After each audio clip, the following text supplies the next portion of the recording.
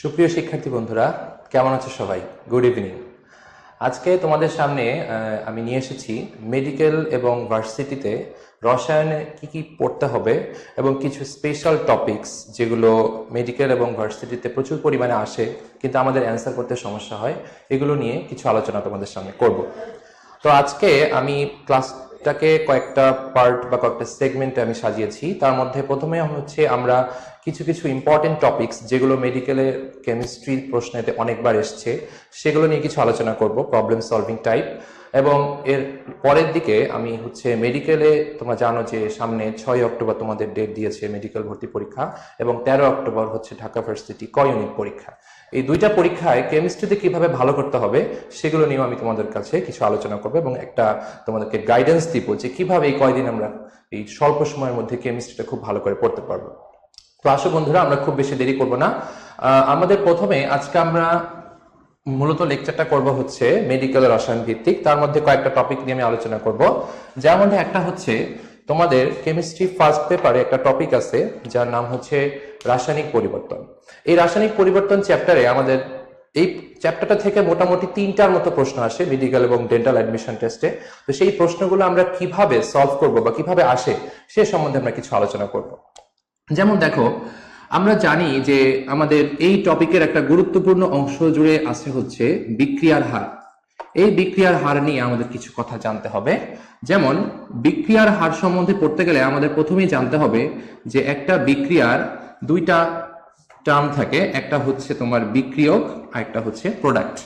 তো আমরা জানি সময়ে একদম যখন শুরুতে বিক্রিয়াটা শুরু হয় তখন বিক্রিয়কের ঘনমাত্রা থাকে হচ্ছে সর্বোচ্চ, এবং সময়ের সাথে সাথে আস্তে আস্তে বিক্রিয়কের ঘনমাত্রা কমতে থাকে এবং উৎপাদের ঘনমাত্রা বাড়তে থাকে।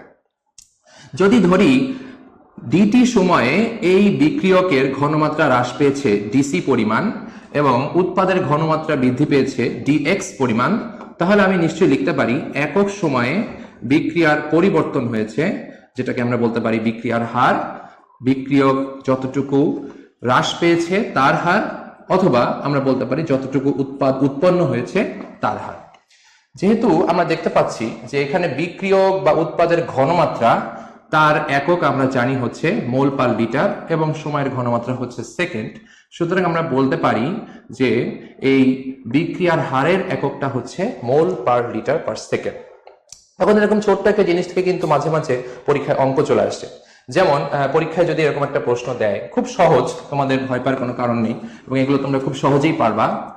মনে করো পরীক্ষায় একটা কোয়েশ্চেন দিল যে হাইড্রোজেন পারক্সাইড এবং পটাশিয়াম আয়োডাইডের সাথে বিক্রিয়ায় তৈরি হলো হচ্ছে আয়োডিন, এবং সেখানে প্রশ্নটা বলে দিল যে 10 সেকেন্ডে আয়োডিনটা তৈরি হলো 10⁻⁻5 মোল পার ডেসিমিটার কিউব। বলতে হবে এই বিক্রিয়াটার হার কত।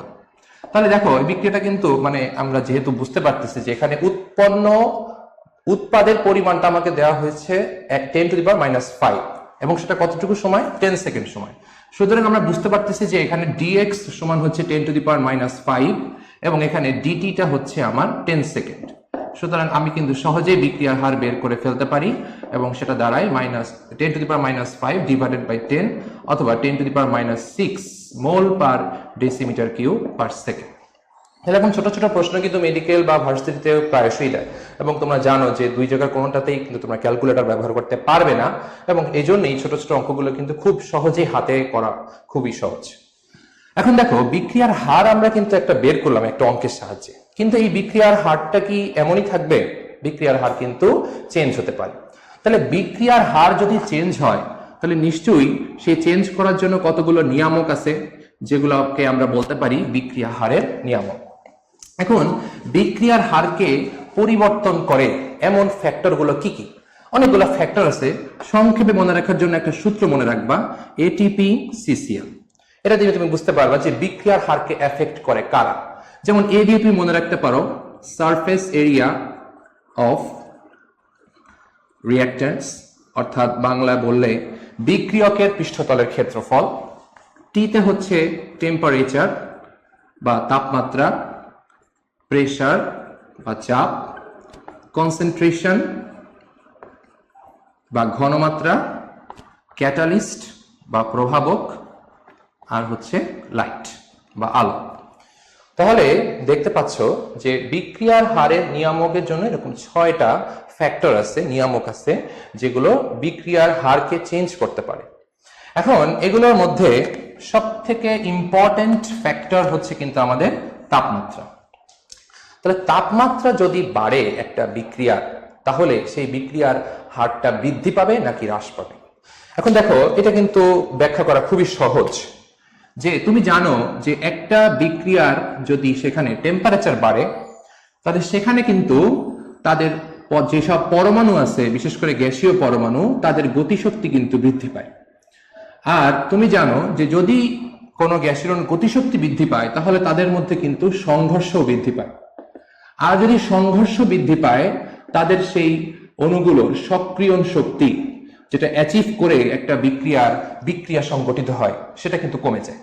আর তুমি তো এটাও জানো যে সক্রিয়ণ শক্তি যদি হ্রাস পায়, তাহলে কিন্তু বিক্রিয়ার হার বৃদ্ধি পায়।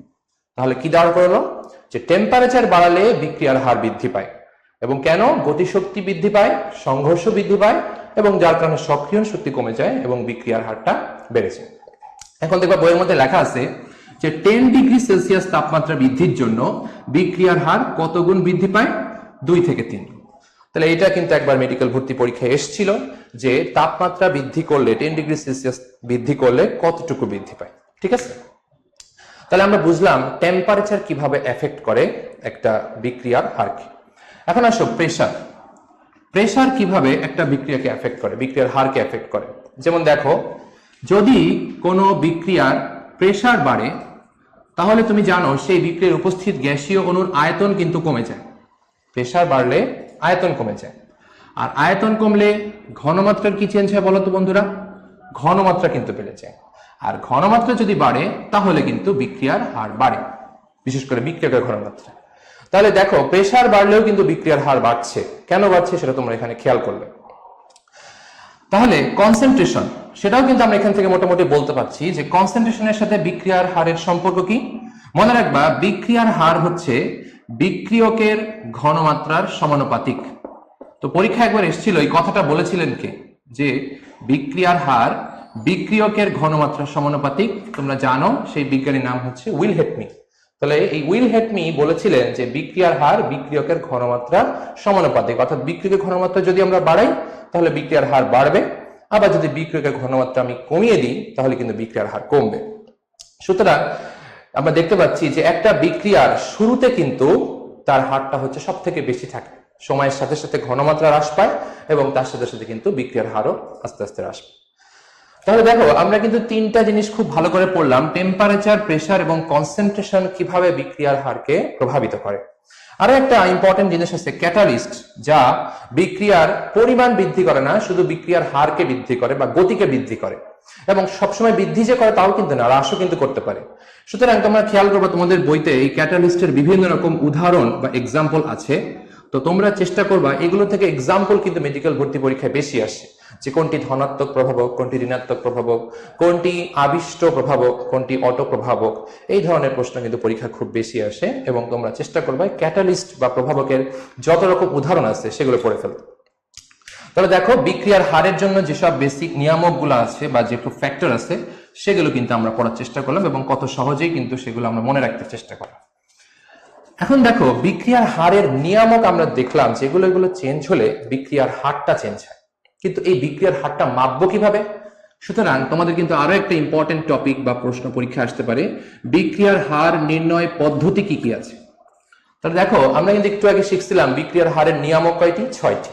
মজার ব্যাপার কি জানো? বিক্রিয়ার হার নির্ণয়ের পদ্ধতিও কিন্তু 6টি। তাহলে আবার 6টা নাম মনে রাখা তো অনেক কঠিন। তাহলে আসো একটা সূত্র শিখি।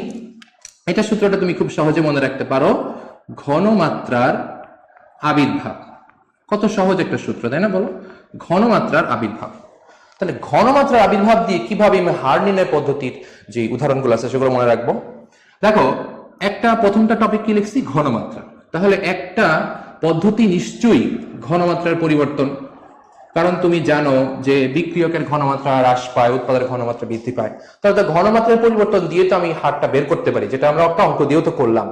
তাহলে এই ঘনমাত্রার পরিবর্তন তো নিশ্চয়ই চেয়ে চেয়ে থাকলে বের করা যাবে না, এটাকে বের করতে হবে কয়েকটা পদ্ধতির সাহায্যে।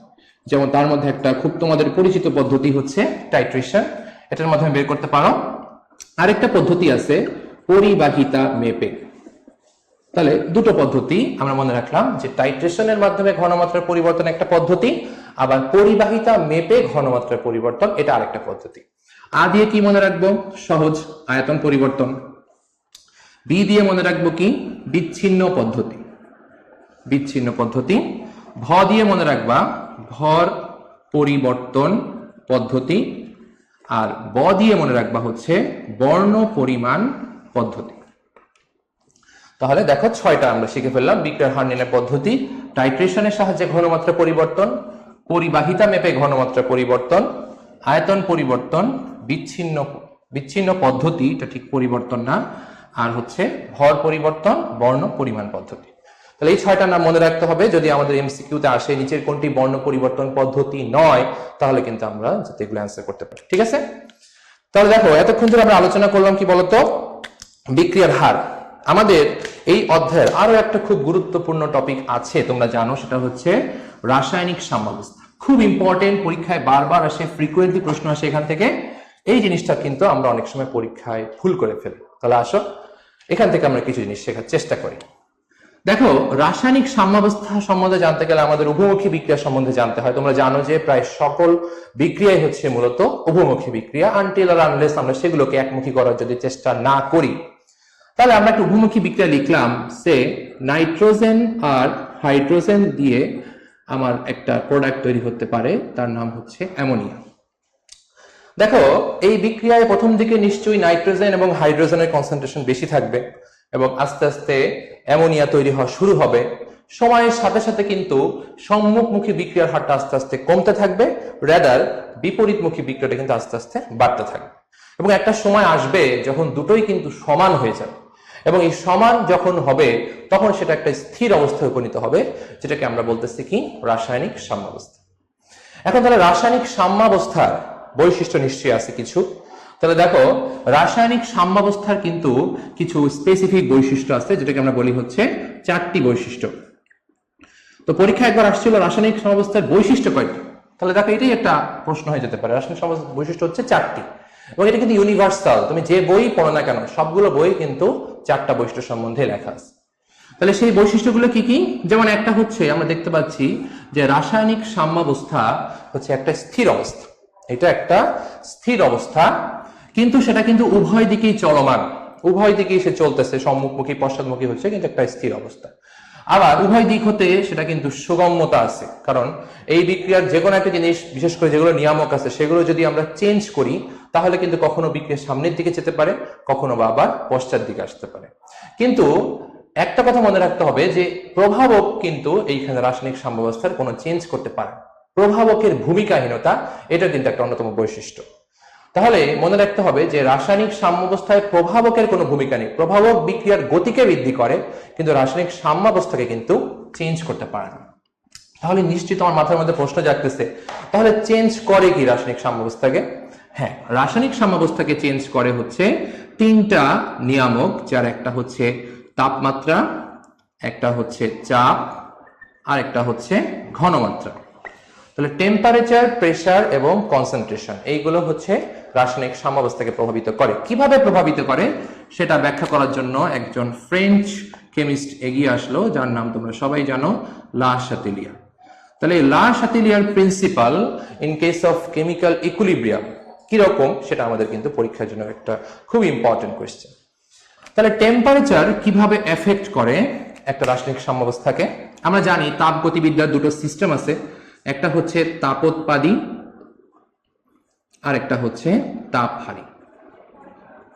এখন তাপোৎপাদী বিক্রিয়া, যেখানে তাপমাত্রা উৎপন্ন হচ্ছে, সেখানে টেম্পারেচার কিভাবে এফেক্ট করতেছে?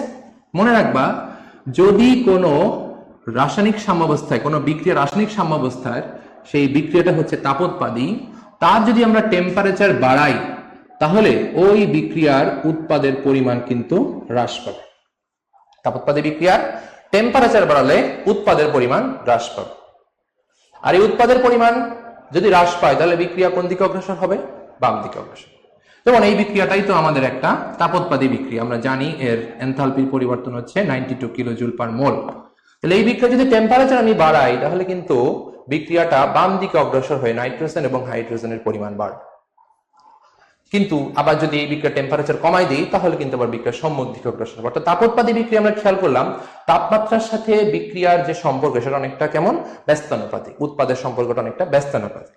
কিন্তু তাপহারী বিক্রিয়ায় সেটা কিন্তু সমানুপাতিক, অর্থাৎ টেম্পারেচার যদি আমি বাড়াই উৎপাদের পরিমাণ কিন্তু বাড়বে। তাহলে তুমি হয়তো ভাবতেছো এই জিনিসটা পড়ে আমার লাভ কি হলো? লাভটা হচ্ছে পরীক্ষায় এই সিম্পল জিনিস থেকে কিন্তু প্রশ্ন আসে। যেমন পরীক্ষায় যদি প্রশ্ন এরকম একটা আসে যে N2 plus O2 is equal to 2 nitric oxide, যা ডেল এইচ এর মান মনে করে দেয়া আছে প্লাস 180 কিলোজুল। প্রশ্নটা করলো যে এই বিক্রিয়ায় যদি আমরা তাপমাত্রা বাড়াই তাহলে নিচের কোনটি বেশি তৈরি হবে? বুঝে দেখো যে এই বিক্রিয়া যদি আমরা টেম্পারেচার বাড়াই, তাপমাত্রা বাড়াই, তাহলে বিক্রিয়ার কোন জিনিসটি বেশি বেশি তৈরি হবে? তাহলে দেখো তো বিক্রিয়াটা কেমন? তাপহারী বিক্রিয়া। তাপহারী বিক্রিয়া তাপমাত্রা বাড়ালে কিসের পরিমাণ বাড়ে? প্রোডাক্ট বা উৎপাদের পরিমাণ বাড়ে। তাহলে দেখো এইখানে যদি আমি তাপমাত্রা বাড়াই তাহলে আমার প্রোডাক্ট কিন্তু এখানে নাইট্রিক অক্সাইড, সুতরাং সঠিক অ্যান্সার হবে হচ্ছে সি। আবার প্রশ্ন যদি একটু উল্টায় আসে, বললো যে এই বিক্রিয়ার যদি আমি তাপমাত্রা কমিয়ে নিই তাহলে কোনটির পরিমাণ কমবে? তাপমাত্রা কমিয়ে নিলে কোনটির পরিমাণ কমবে? দেখো তো এইখানে আমাদের তাপহারী বিক্রিয়া, তাপমাত্রা যদি কমাই তাহলে বিক্রিয়া কিন্তু পশ্চাৎ দিকে অগ্রসর হবে, সুতরাং এখানে কমবে কার পরিমাণ? নাইট্রিক অক্সাইড, সুতরাং কখনো কিন্তু অ্যান্সার হচ্ছে নাইট্রিক অক্সাইড। সুতরাং আমাকে খেয়াল করতে হবে যে আমার প্রশ্নটা কি চাইছে, তাপমাত্রা বাড়ালে কার পরিমাণ বাড়বে নাকি কার পরিমাণ কমবে। এটা ভালো করে খেয়াল করতে পারলেই কিন্তু তুমি দেখবা যে তোমার অসুবিধা হচ্ছে। ঠিক আছে, তাহলে তাপের পরিমাণটা বা তাপের যে ফ্যাক্টরটা সেটা তুমি বুঝলা। এখন তুমি চলে আসো হচ্ছে প্রেসার। তাহলে প্রেসার কিভাবে এফেক্ট করে? প্রেসার কি তাপের সাথে সম্পর্কিত? মোটেও না। তোমরা জানো প্রেসারটা সম্পর্কিত আসলে মোল সংখ্যার সাথে। তাহলে মোল সংখ্যার সাথে কিভাবে সম্পর্কিত? মনে রাখবা যদি কোনো বিক্রিয়ায় সাম্যাবস্থায় দেখো তুমি উৎপাদের মোল সংখ্যা গ্রেটার দেন বিক্রিয়কের মোল সংখ্যা, তাহলে তুমি মনে রাখবা উৎপাদের মোল সংখ্যা যদি বিক্রিয়কের মোল সংখ্যা থেকে বেশি হয় তাহলে চাপ যদি আমি বাড়াই তাহলে উৎপাদের পরিমাণ হচ্ছে কমবে। ওকে, উৎপাদের মোল সংখ্যা গ্রেটার দেন বিক্রিয়কের মোল সংখ্যা, চাপ বাড়ালে উৎপাদ কমবে। আবার যদি উল্টো হয় উৎপাদের মোল সংখ্যা লেস দেন বিক্রিয়কের মোল সংখ্যা, মানে বিক্রিয়কের মোল সংখ্যা এখানে বেশি, বেশি মোল সংখ্যক বিক্রিয়ক মিলে অল্প সংখ্যক উৎপাদ তৈরি হয়েছে মোল সংখ্যা, সেখানে কিন্তু জিনিসটা হচ্ছে সমানুপাতিক, অর্থাৎ চাপ বাড়ালে উৎপাদের পরিমাণ বাড়বে এবং বিক্রিয়া অগ্রসর হবে ডান দিকে। তাহলে আমরা খেয়াল করলাম যে চাপের কিন্তু একটা প্রভাব আছে। তাহলে এটাও কিন্তু পরীক্ষা আসতে পারে। তাহলে পরীক্ষায় যদি এরকম একটা প্রশ্ন দেয় যে একটা বিক্রিয়া যেখানে N2O4 বিয়োজিত হয়ে তৈরি হয়েছে NO2 2 মোল, তাহলে এই বিক্রিয়া তুমি খেয়াল করতেছো যে বিক্রিয়কের মোল সংখ্যা কম, উৎপাদের মোল সংখ্যা বেশি, সুতরাং এখানে কিন্তু আমাদের প্রথম সূত্রটা কাজে লাগে। তাহলে এই বিক্রিয়া চাপ বাড়ালে বলতো কিসের পরিমাণ বাড়বে? মোটেও এটার পরিমাণ না, বরং এটার পরিমাণ কমবে, এর পরিমাণ বাড়বে, অর্থাৎ বিক্রিয়াটা বাম দিকে অগ্রসর হবে। আবার যদি এখানে চাপ কমাই দিই তাহলে কিন্তু বিক্রিয়াটা আবার সামনের দিকে অগ্রসর হবে। সুতরাং তুমি খেয়াল করতেছো এরকম কিন্তু পরীক্ষা প্রশ্ন আসতে পারে। এই বিক্রিয়াটাতে যদি আমি চাপ কমাই দিই তাহলে বিক্রিয়া সামনের দিকে যাবে, চাপ বাড়ালে বিক্রিয়া পেছন দিকে আসবে। আবার আমরা যে একটু আগে যে বিক্রিয়াটা লিখছিলাম যে নাইট্রোজেন এবং হাইড্রোজেন দিয়ে অ্যামোনিয়া তৈরি, সেই বিক্রিয়ার ক্ষেত্রে খেয়াল করো তো বিক্রিয়কের মোল সংখ্যা বেশি, রাদার উৎপাদের মোল সংখ্যা কম। তাহলে এই বিক্রিয়ার ক্ষেত্রে চাপ বাড়ালে বিক্রিয়া কোন দিকে অগ্রসর হবে বলতো? ডান দিকে, অর্থাৎ অ্যামোনিয়ার পরিমাণ বাড়বে।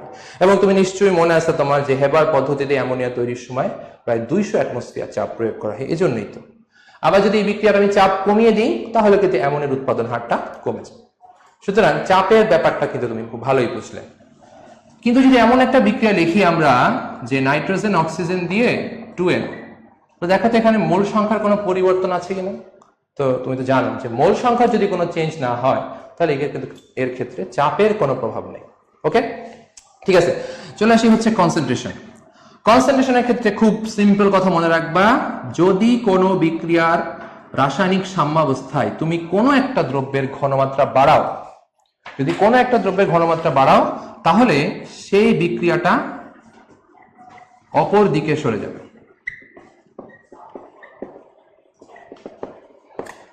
অপর দিকে সরে যাবে, ঠিক আছে?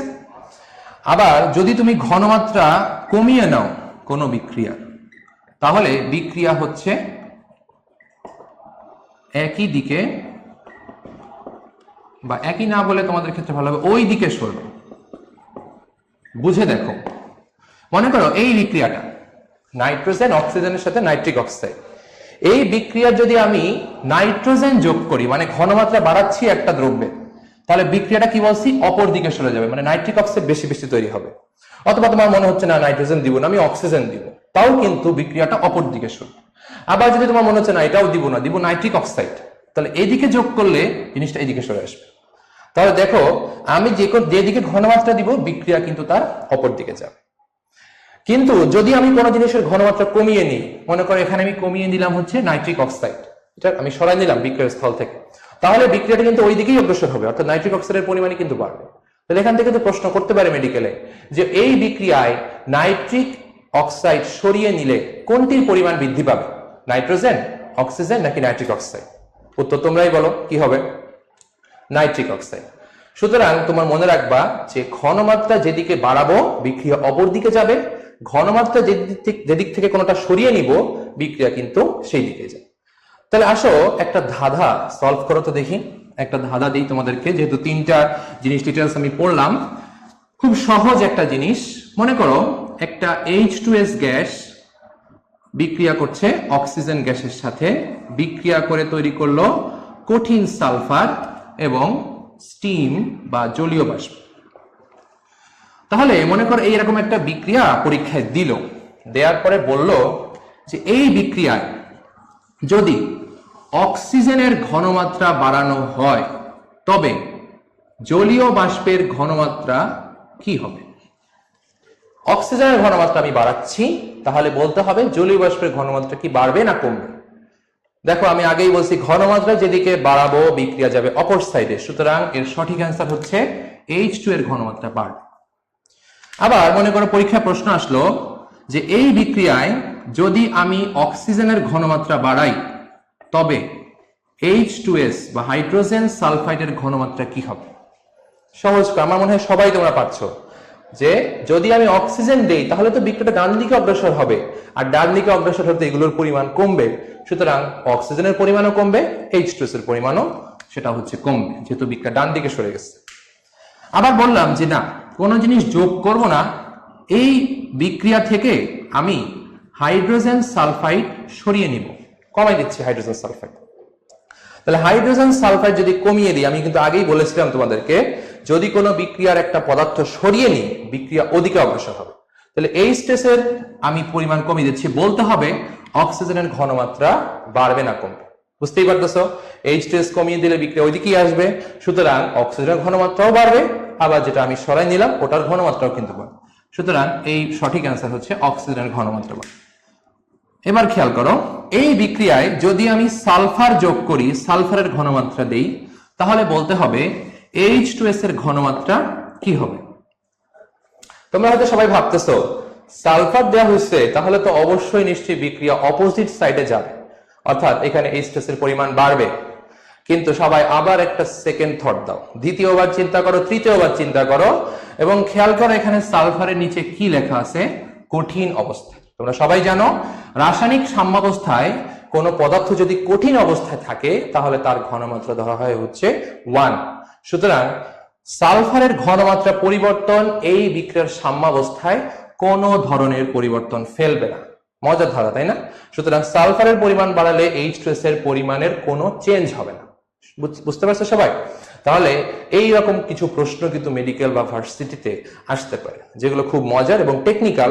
এবং খেয়াল করো কোনোটাই কিন্তু পুরোপুরি মুখস্থ করার না। আমরা এতক্ষণ ধরে যে আলোচনা করলাম সবটাই কিন্তু মূলত বেসিক, কনসেপচুয়াল, এবং যেগুলো বুঝে বুঝে অ্যান্সার করার যথেষ্ট সুযোগ আছে।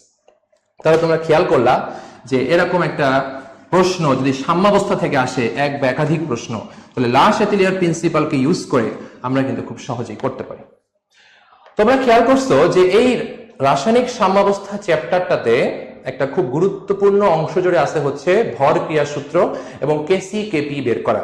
তোমরা সবাই জানো যে ভর ক্রিয়া সূত্র যেটা দিয়েছিল গোলবার্গ এবং ভাগে, এই তথ্যটিও কিন্তু একবার মেডিকেল ভর্তি পরীক্ষায় এসেছিল এবং এর সাহায্যে আমরা বিভিন্ন রাসায়নিক সাম্যাবস্থায় উপনীত কোনো বিক্রিয়ার কেসি এবং কেপির মান বের করতে পারি।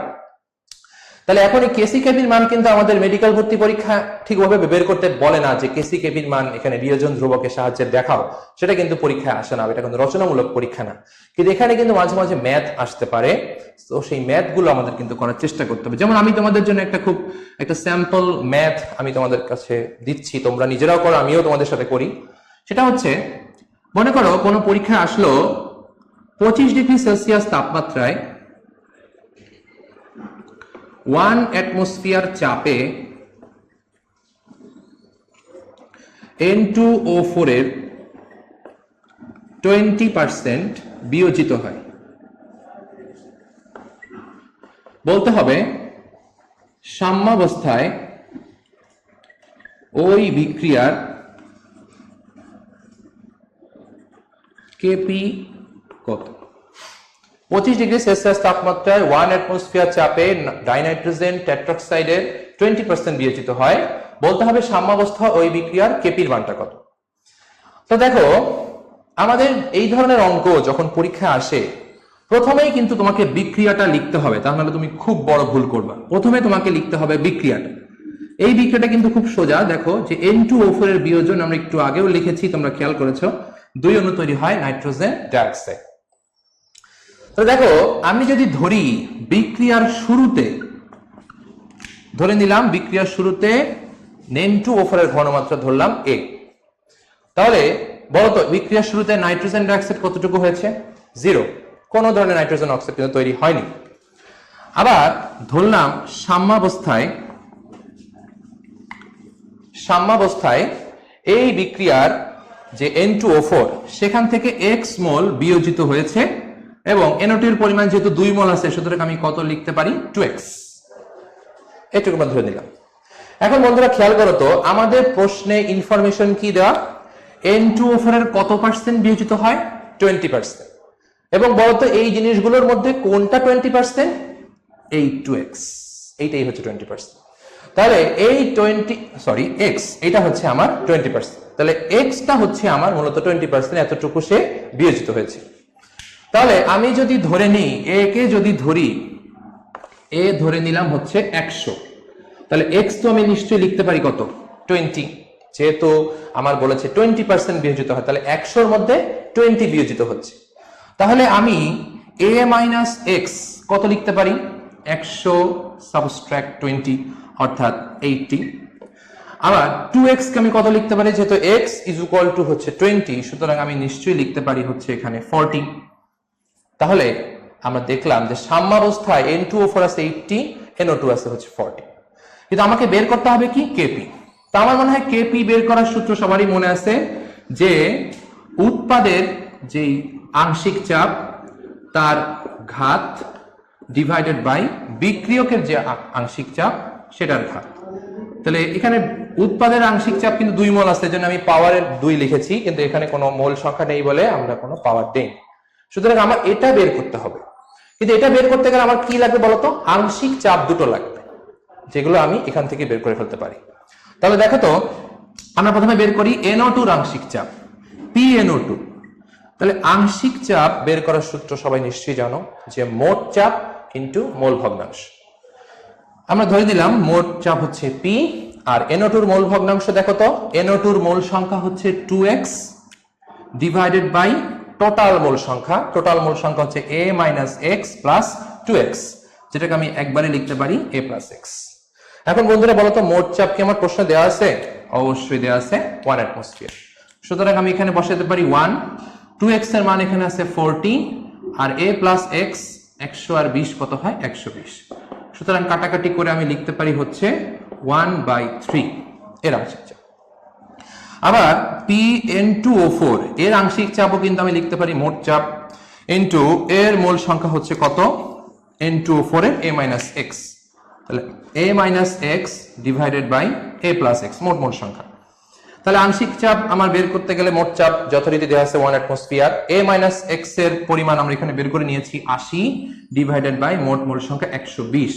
সুতরাং আমরা কাটাকাটি করে এখানে লিখতে পারি 2/3।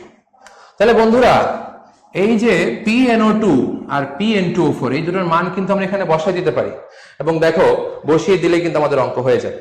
তাহলে বসাও, PnO2 মান আমরা এখানে দেখলাম হচ্ছে 1/3। তাহলে 1/3 কে স্কয়ার করলে কত দাঁড়ায় বলো তো? 1/9। আবার PN2O4 কত পাইলাম? 2/3।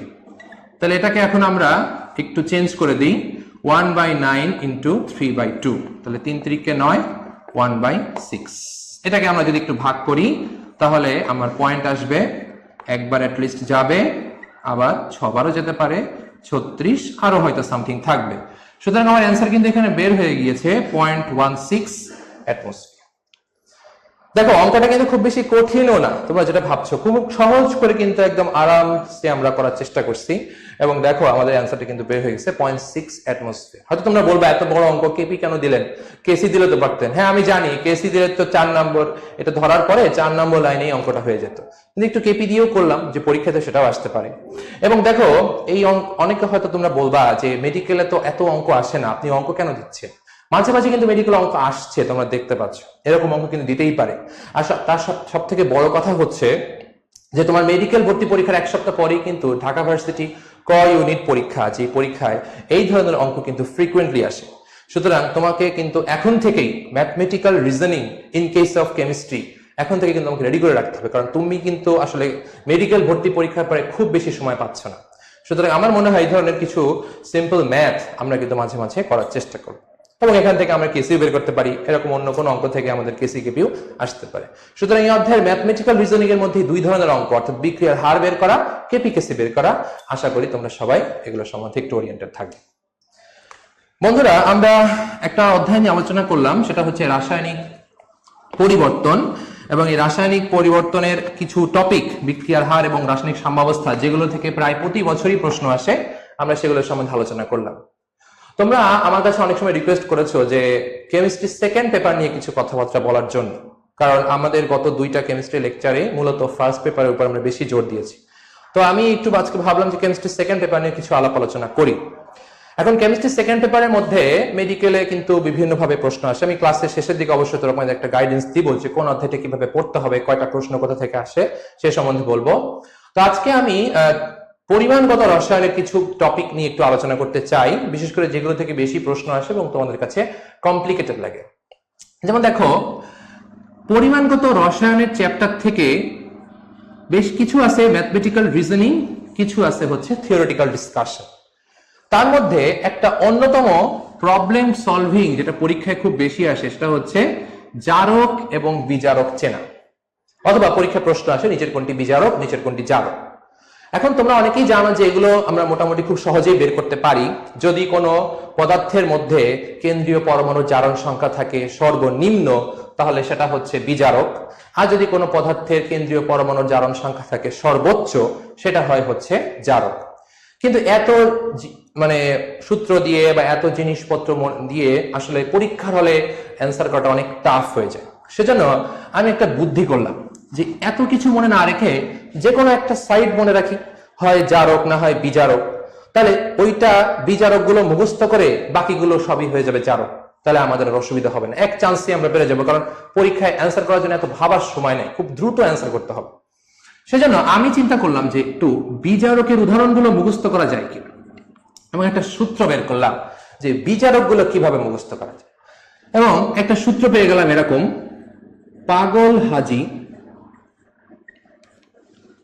কোক সোডা ধরলো আজি অক্সফোর্ডে আসার লাগে। তাহলে আমরা একটা সূত্র পেয়ে গেলাম যে পাগল হাজি কোক সোডা ধরলো আজি অক্সফোর্ডে আসার লাগে। তাহলে এই সূত্রের সাহায্যে কিন্তু আমরা কতগুলো বিজারকের নাম মনে রাখতে পারি। খেয়াল করো, প্রথমে আমরা নাম দিলাম কি পাগল, তাহলে এখানে একটা বিজারকের নাম মনে রাখতে পারি হাইড্রোজেন পারঅক্সাইড। আচ্ছা দেখি এইবার হাজি নামের সাথে কতগুলো বিজারকের নাম আমরা লিখতে পারি কিনা।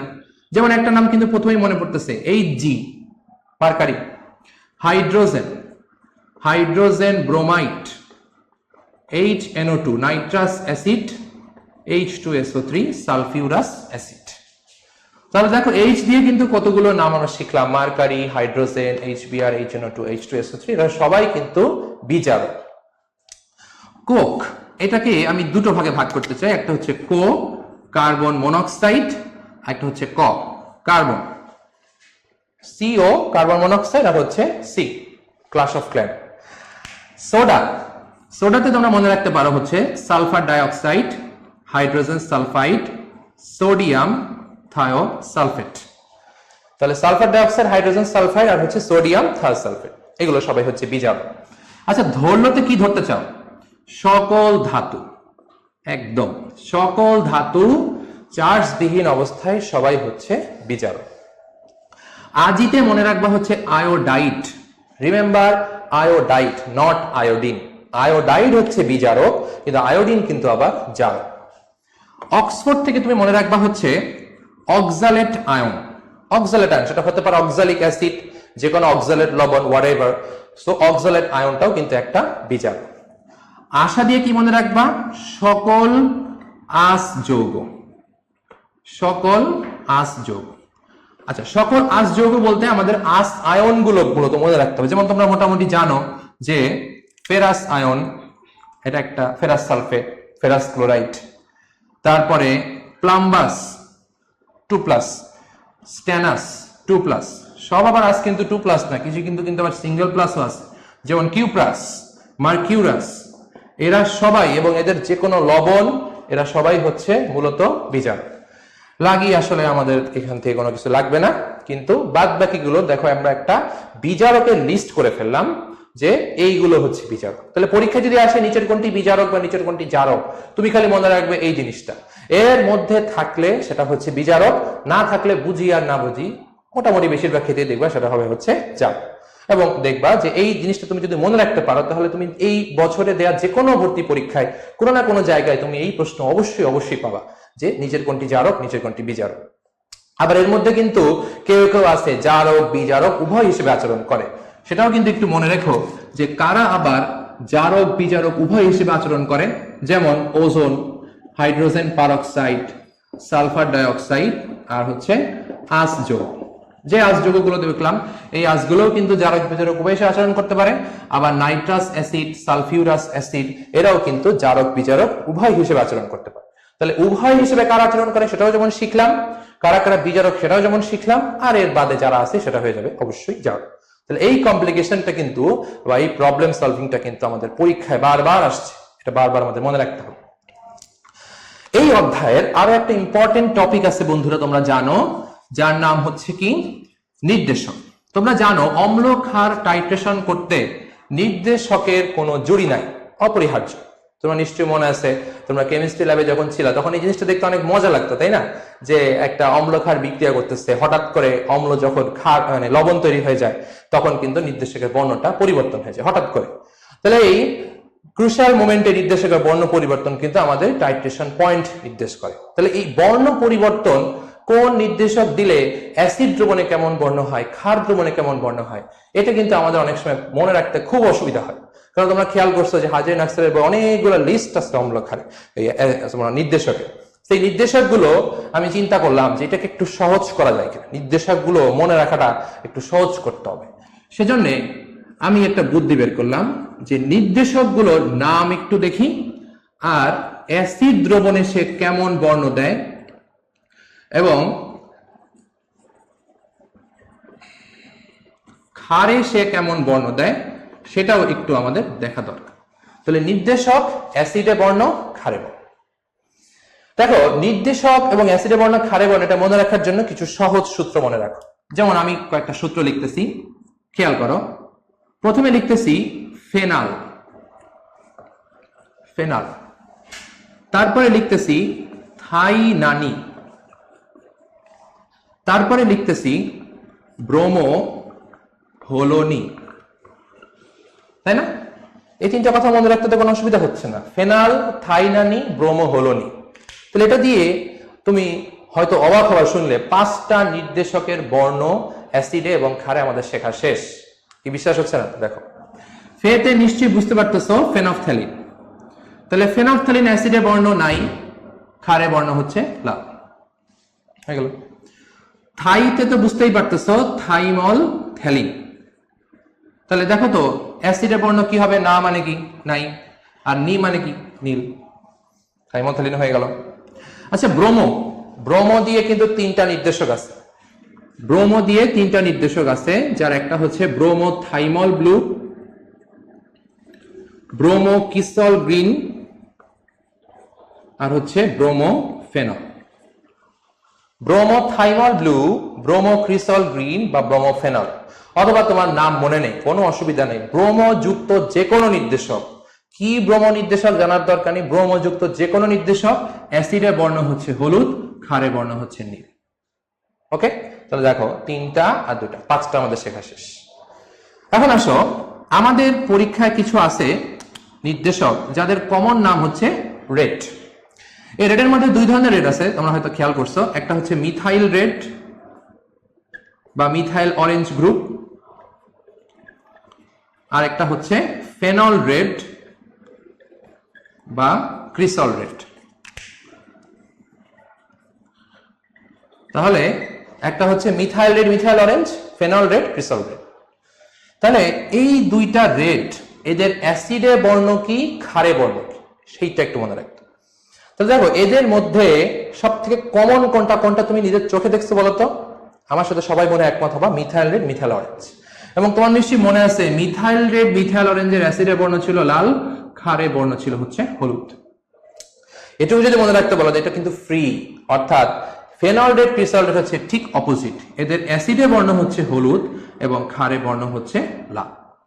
সুতরাং দেখো আমরা আরো চারটা শিখে ফেললাম, methyl red, methyl orange, phenol red, CRISIL, এবং এই চারটার বর্ণ পরিবর্তন আমাদের শেখা হয়ে গেল। সুতরাং এখানে পাঁচটা, চারটা, টোটাল 9টা আমাদের শেখা হলো।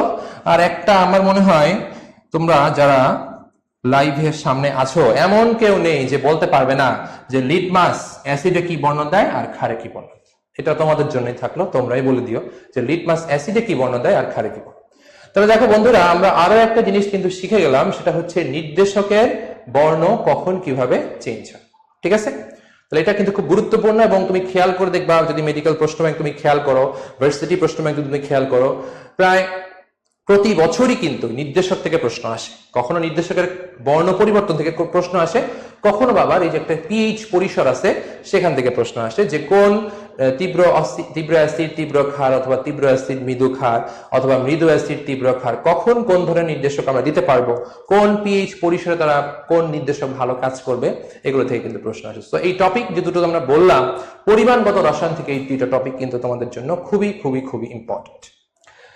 এখন আমি আরো একটা অধ্যায়ের ছোট একটা টপিক নিয়ে তোমাদের সাথে আলোচনা করব, যেটা হচ্ছে তড়িৎ রসায়ন। এই তড়িৎ রসায়ন চ্যাপ্টারটা ছোট হলেও পরীক্ষায় কিন্তু এখান থেকেও 2-3টা প্রশ্ন আসে, এবং সবচেয়ে মজার ব্যাপার হচ্ছে এই তড়িৎ রসায়ন এই অধ্যায়টা পড়া যায় 60%ই হচ্ছে একটা মাত্র সক্রিয়তা সিরিজের সাহায্যে। তোমরা নিশ্চয়ই বড় একটা সক্রিয়তা সিরিজের কথা মনে পড়তেছে। সেই সক্রিয়তা সিরিজ থেকে কিন্তু অনেক ধরনের প্রশ্ন পরীক্ষা আসতে পারে, এবং যে প্রশ্নগুলো কিন্তু আমরা খুব সহজে সলভ করতে পারি যদি আমরা একটু কষ্ট করে সক্রিয়তা সিরিজটা মনে রাখতে পারি। এখন এই সক্রিয়তা সিরিজের 20 থেকে 21টা ধাতুর নাম মনে রাখা কিন্তু খুবই কষ্ট। আমার নিজে অনেক কষ্ট হইতো যে এতগুলা ধাতু কিভাবে মনে রাখবো। সেজন্য একটা সূত্র বের করলাম যে কিভাবে এদেরকে মনে রাখা যায়, এবং এটা মনে রাখার জন্য একটা বিশাল একটা সূত্র আছে।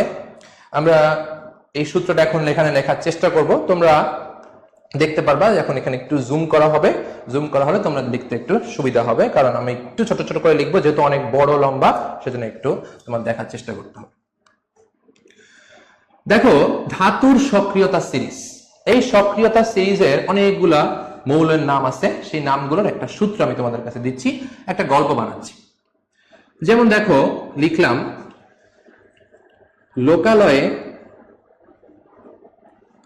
কে বা কে না ম্যাকাইভার এলো, লোকালয়ে কে বা কে না ম্যাকাইভার এলো, মিনি জিপে করে ফের কোদাল কুপিয়ে নিয়ে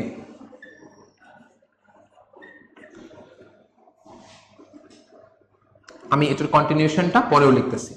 কোদাল কুপিয়ে নিয়ে সোনা পাবে হায় কুদ্দুস হাজি আজি পেটাবে আমায়। একটু বড় হয়ে গেল না? সহজ কিন্তু। মনে করো একটা লোকালয়ে একজন আসছে ম্যাকাইভার, সে একটা মিনি জিপে করে এসে হঠাৎ করে বলা নেই কওয়া নেই কোদাল দিয়ে কুপানো শুরু করলো মাটি। কেন? কারণ সে মনে করতেছে ওখানে মনে হয় সোনা আছে, কিন্তু সে খুঁজে খুঁজে কোনো সোনা পেল না। ওদিকে আবার কুদ্দুস হাজি এসে হাজির, কারণ সে বলতেছে যেটা তো আমার জমি, আমাকে জমিতে কেন কুপাচ্ছ? সুতরাং উল্টা সে আবার ওকে পেটানো শুরু করছে। সহজ। তাহলে এখান থেকে কতগুলো ধাতুর নাম আমাদের মনে রাখতে হবে। যেমন লোকালয় হচ্ছে লিথিয়াম, কেতে হচ্ছে পটাশিয়াম, বাতে বেরিয়াম, আবার একটা কেতে ক্যালসিয়াম, নাতে সোডিয়াম, ম্যাকাইভারে হচ্ছে ম্যাগনেসিয়াম, অ্যালুমিনিয়াম, ম্যাঙ্গানিজ, জিপে হচ্ছে জিঙ্ক, করে হচ্ছে ক্রোমিয়াম, ফের হচ্ছে আয়রন, কোদাল হচ্ছে ক্যাডমিয়াম, কুপিয়ে হচ্ছে কোবাল্ট, নিয়েতে নিকেল, সোনাতে হচ্ছে এসেন বা টিন স্ট্যানাম, তারপরে প্লাম্বাম বা লেড, হাইড্রোজেন হচ্ছে হাইতে, কুদ্দুসে মনে রাখো কপার, হাজিতে আবার সেই এইচজি বা মার্কারি, আজিতে সিলভার, পেটাবেতে প্লাটিনাম, আমাইতে হচ্ছে অরা। বিশাল একটা সূত্র, এই সূত্রে কিন্তু ওজন আছে। এই সূত্র থেকে অনেকগুলো জিনিস কিন্তু আমরা শিখতে পারবো। যেমন দেখো, এই সূত্রে ধাতুর সক্রিয়তা সিরিজ। সুতরাং এই উপর থেকে নিচে, আমি এখান থেকে লিখি, উপর থেকে নিচে এর কিছু জিনিস পরিবর্তন হয়। উপর থেকে নিচে বলতে এখান থেকে শুরু করে এই পর্যন্ত, ঠিক আছে? উপর থেকে নিচে এর কিছু জিনিস চেঞ্জ হয়। যেমন উপর থেকে নিচে এদের সক্রিয়তা হ্রাস পায়। উপর থেকে নিচে এদের সক্রিয়তা কিন্তু হ্রাস পায়। উপর থেকে নিচে এদের আরো একটা জিনিস হয়, সেটা হচ্ছে এদের বিজারণ ক্ষমতাও কিন্তু হ্রাস পায়। বিজারণ ক্ষমতা হ্রাস পায়, সক্রিয়তা হ্রাস পায়। আবার আরেকটা জিনিস, উপর থেকে নিচে এদের জারণ বিভব হ্রাস পায়, কিন্তু ওদিকে আবার বিজারণ বিভব বৃদ্ধি পায়। তাহলে তুমি হয়তো ভাবতেছো যে এগুলো শিখে আমার লাভটা কি হলো? সক্রিয়তা হ্রাস পায় উপর থেকে নিচে, উপর থেকে নিচে বিজারণ ক্ষমতা হ্রাস পায়, উপর থেকে নিচে জারণ বিভব হ্রাস পায়, কিন্তু বিজারণ বিভব বৃদ্ধি পায়। দেখো লাভটা কোথায় হলো? মনে করো পরীক্ষা একটা প্রশ্ন দিল, তার চারটা অপশন এরকম, যে প্রশ্ন দিল, অপশন দিল তোমার নিকেল, তারপরে দিল হচ্ছে ক্রোমিয়াম, তারপরে দিল পটাশিয়াম, তারপরে দিল হচ্ছে সিলভার। চারটা অপশন দিয়ে তোমার প্রশ্ন করলো নিচের কোনটির সক্রিয়তা সব থেকে বেশি। তাহলে সেটা বের করতে গেলে কিন্তু আমার এই সূত্রটা মনে রাখতে হবে, কারণ সক্রিয়তা উপর থেকে নিচে কমে, তাহলে সব থেকে বেশি সেটাই সক্রিয় হবে যেটা সক্রিয়তা সিরিজে সবার উপরে আছে। সুতরাং নিঃসন্দেহে এটার অ্যান্সার হবে হচ্ছে পটাশিয়াম। আবার প্রশ্নটা উল্টাই দিল, নিচের কোনটি সব থেকে কম সক্রিয়। তাহলে কিন্তু সক্রিয়তা সিরিজে যেটা সবার নিচে আছে অর্থাৎ সিলভার, সেটা কিন্তু অ্যান্সার হবে। আবার প্রশ্নটা ঘুরাই দিল যে না, সক্রিয়তা নিয়ে প্রশ্ন দিব না, প্রশ্নটা দিল নিচের কোনটির বিজারণ ক্ষমতা সব থেকে বেশি। তাহলে বিজারণ ক্ষমতা কিন্তু উপর থেকে নিচে কমে, তাহলে সব থেকে উপরে যেটা আছে ওটাই সবচেয়ে শক্তিশালী বিজারক, এবং সেটার অ্যান্সার হচ্ছে পটাশিয়াম। আবার প্রশ্ন ঘুরিয়ে দিল, নিচের কোনটির বিজারণ ক্ষমতা সর্বনিম্ন, অবভিয়াসলি অ্যান্সার হচ্ছে সিলভার। আবার প্রশ্ন দিল নিচের কোনটির বিজারণ বিভব সব থেকে বেশি। তো বিজারণ বিভব উপর থেকে নিচে কিন্তু বাড়ে, তাহলে যেটা নিচে সেটার কিন্তু বিজারণ বিভব বেশি হবে। যেমন সবচেয়ে নিচে আছে সিলভার, এর বিজারণ বিভব সবচেয়ে বেশি, পটাশিয়াম তার বিজারণ বিভব সব থেকে কম। তাহলে বন্ধুরা খেয়াল করছো কিনা তোমরা যে এই ধরনের প্রশ্ন অ্যান্সার করতে গেলে অবশ্যই অবশ্যই আমাকে কিন্তু সক্রিয়তা সিরিজটা মুখস্থ রাখতে হবে। তাহলে আমরা বুঝতে পারবো যে কোনটা বেশি অথবা কম। সক্রিয়তা সিরিজ আমাদের এখান থেকে যে কোনো অপশন, যে কোনো ধাতু ক্রিয়েট করে দিক না কেন আমার অপশনের মধ্যে, স্টেমের মধ্যে, আমাদের কিন্তু কোনোটা ভুল হবে না যদি আমরা এটা মনে রাখতে পারি। নট অনলি দ্যাট, এটা ছাড়াও কিন্তু আরো কিছু ব্যাপার স্যাপার আছে। যেমন দেখো, আমরা জানি যে এই ধাতুগুলো সাধারণত বিভিন্ন যৌগের সাথে বিক্রিয়া করে। তার মধ্যে একটা কমন বিক্রিয়া হচ্ছে পানির সাথে বিক্রিয়া। তোমরা জানো যে ধাতু পানির সাথে বিক্রিয়া করে ইউজুয়ালি তৈরি করবে হচ্ছে ধাতব অক্সাইড এবং প্রতিস্থাপন করবে হচ্ছে হাইড্রোজেন। তাই না? কিন্তু পানির সাথে কি এরা সবাই বিক্রিয়া করবে? সবাই কিন্তু বিক্রিয়া করবে না। তাহলে এটা কিন্তু একটা ইম্পর্টেন্ট প্রশ্ন, যে পানির সাথে কারা কারা বিক্রিয়া করবে। মনে রাখবা, লিথিয়াম থেকে সোডিয়াম পর্যন্ত, এখানে পানি বলতে কিন্তু নর্মাল টেম্পারেচার অর্থাৎ ঠান্ডা পানির কথা বলা হয়েছে, যে এদের সাথে যদি পানি যুক্ত হয় তাহলে, এবং এই পানিটা হচ্ছে ঠান্ডা পানি, ঠিক আছে, আমি লিখে রাখতেছি ঠান্ডা পানি। তাহলে এদের সাথে ঠান্ডা পানি বিক্রিয়া করে তৈরি করবে হচ্ছে কি অক্সাইড, ধাতব অক্সাইড, এবং প্রতিস্থাপন করবে হাইড্রোজেন। কিন্তু নিচেরগুলো কিন্তু ঠান্ডা পানির সাথে বিক্রিয়া করবে না।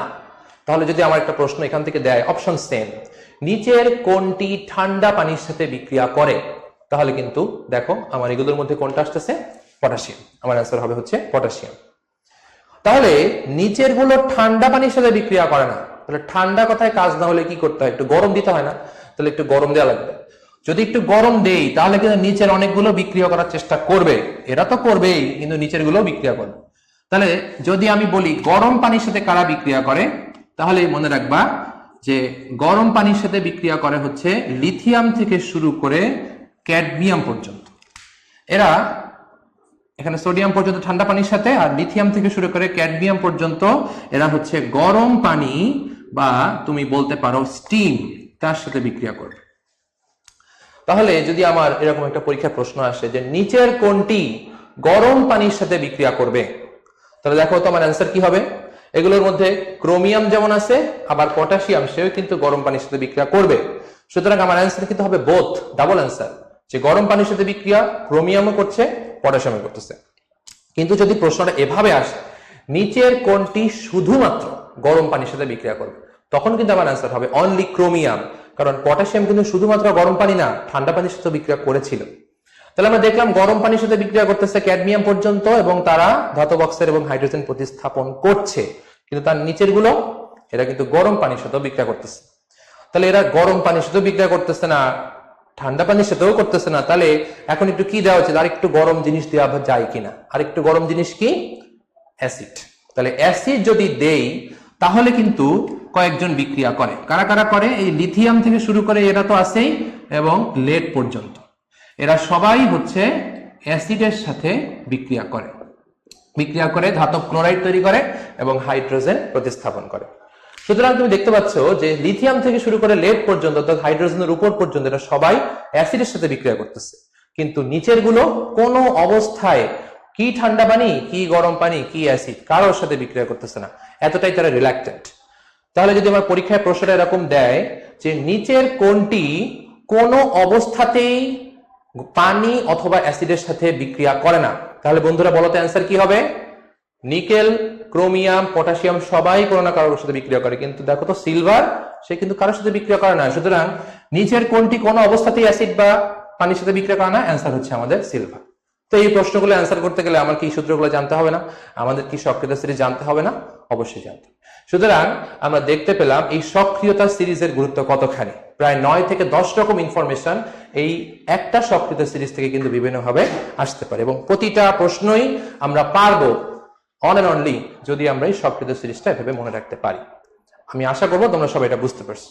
এবং শুধু এইটাই সেখানে শেষ না, আরো কথাবার্তা বললে হয়তো সময় আরো লেনদেনিং করা যায়। আমরা এই সক্রিয়তা সিরিজ থেকে কিন্তু তড়িৎ বিশ্লেষণ, কোনটা ক্যাথোডে কোনটা অ্যানোডে যাবে সেটা বের করতে পারি। আমরা এই সক্রিয়তা সিরিজের সাহায্যে বুঝতে পারি যে কোনটা অ্যানোড হবে কোনটা ক্যাথোড হবে। সেটা তোমরা সবাই জানো যে সক্রিয়তা সিরিজের উপরের গুলো থাকে হচ্ছে মূলত অ্যানোড, আর নিচের গুলো থাকে মূলত ক্যাথোড, এবং সেখানে ক্যাথোড এবং অ্যানোডের জারণ বিজারণ বিভবের মানের যোগফল দিয়ে আমরা কিন্তু বের করে ফেলতে পারি তড়িৎচালক শক্তি। তাহলে এই সক্রিয়তা সিরিজের গুরুত্ব কতখানি তোমরা কিন্তু বুঝতে পারলে, এবং এখান থেকে আরো কিছু কথা, আরো কিছু ইনফরমেশন, সেগুলো নিয়ে হয়তো ভবিষ্যতে যদি কোনোদিন সময় পাই আবার ইনশাল্লাহ আসবো তোমাদের সামনে। এখন বন্ধুরা আমরা কেমিস্ট্রি ফার্স্ট পেপার এবং সেকেন্ড পেপারের কতগুলো টপিক নিয়ে আজকে তোমাদের সাথে 1 ঘন্টা ধরে আলোচনা করলাম।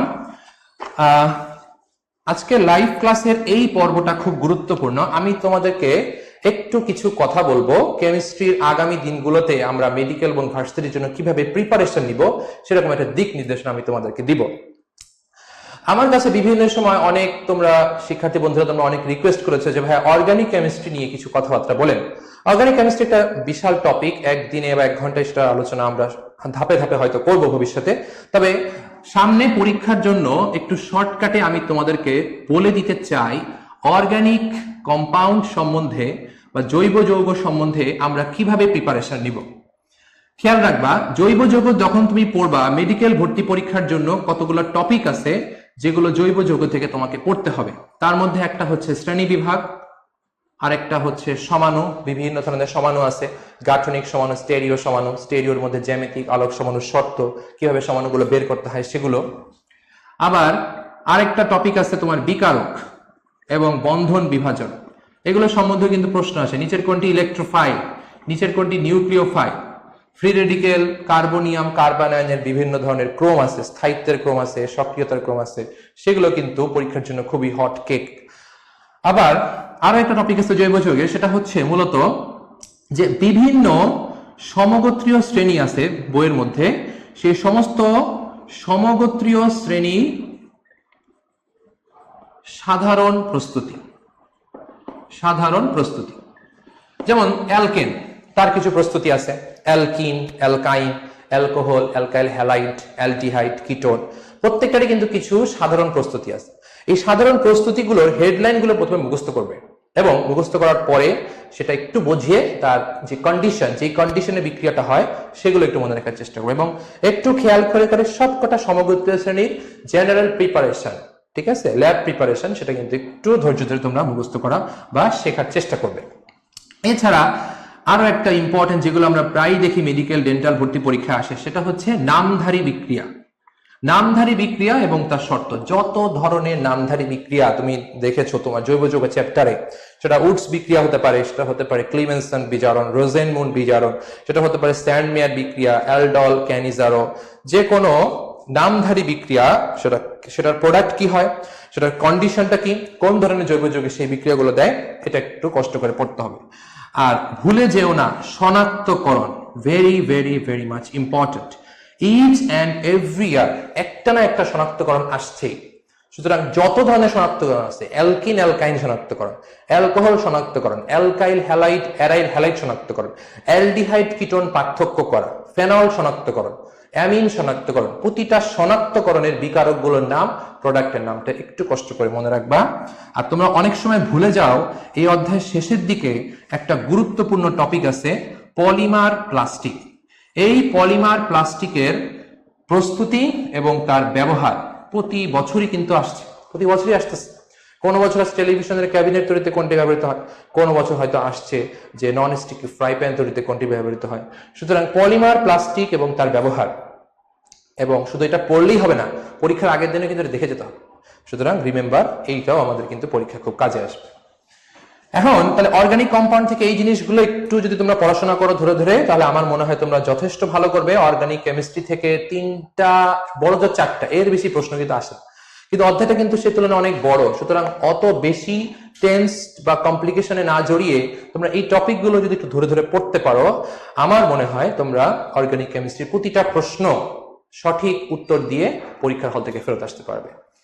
আর অনেকেই আমাকে প্রশ্ন করে, ভাইয়া যে এই কেমিস্ট্রি যে 2টা চ্যাপ্টার আছে, এই 2টা পেপার আছে, তার মধ্যে কোন কোন চ্যাপ্টার আমি ভালো করে পড়বো?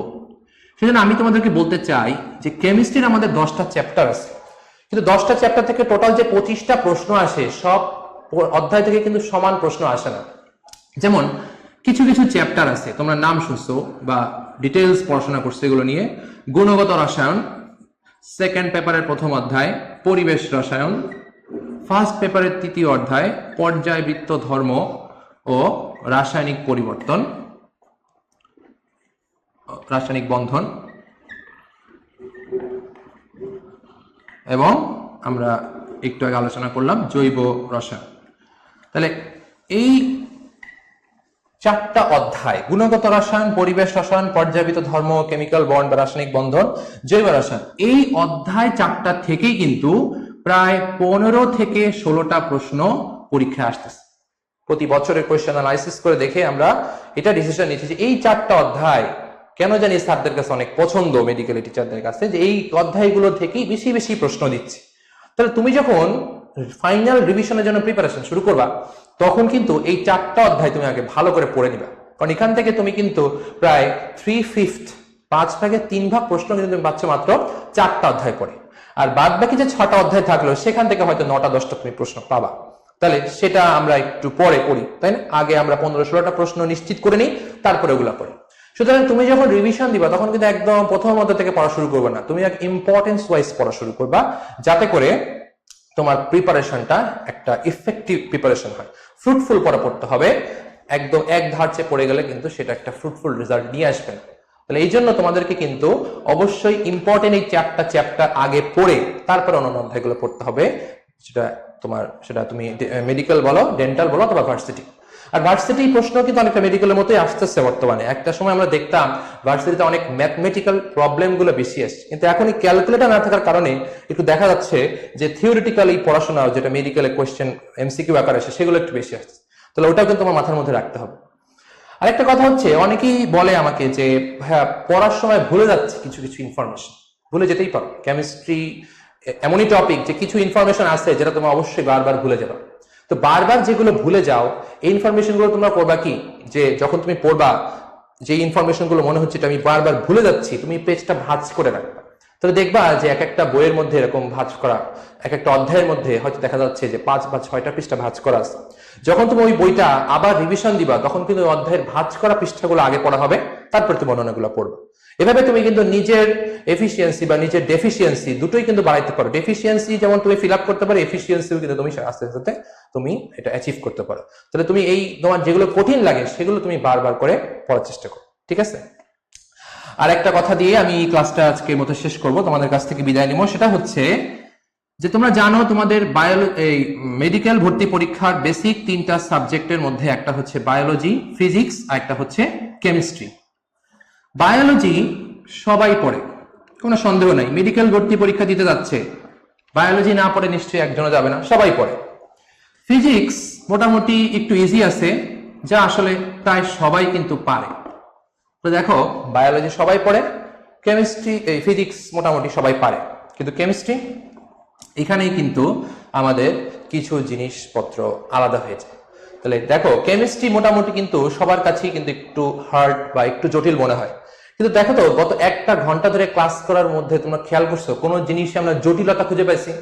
প্রতিটা জিনিস কিন্তু আমরা সূত্র, মেকানিজম, ব্যাখ্যা, কনসেপশন, সেগুলোর ভিত্তিতে কিন্তু আমরা আগানোর চেষ্টা করেছি। সুতরাং তুমি কিন্তু চিন্তা করতে, যদি একটু ঠান্ডা মাথায় চিন্তা করো, কেমিস্ট্রি সাবজেক্টটাও কিন্তু সহজ করে পড়া যায় যদি তুমি সেই রকম কনসেপশন তোমার থেকে থাকে। তাহলে আমি বলবো বন্ধুরা, তোমরা যারা কেমিস্ট্রিতে এই দুটো ভালো করার পরে যারা কেমিস্ট্রিতে ভালো করতে পারবে তাদের জন্যই কিন্তু মূলত আমাদের উচ্চ যেসব মেডিকেল কলেজগুলো আছে, সামনের দিকে সামনের কাতারে মেডিকেল কলেজগুলোতে কিন্তু তোমরা ইনশাল্লাহ আসতে যাচ্ছ।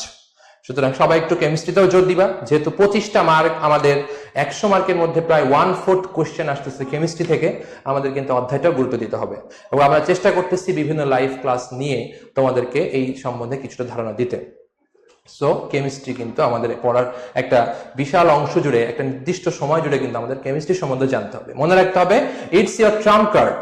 এই ট্রাম্প কার্ড যদি আমরা ঠিক মতো খেলার সময় ছাড়তে পারি তাহলেই কিন্তু ওই 1টা ঘন্টার পরীক্ষায় তুমি হবে বিজয়ী। তো সবাইকে ধন্যবাদ।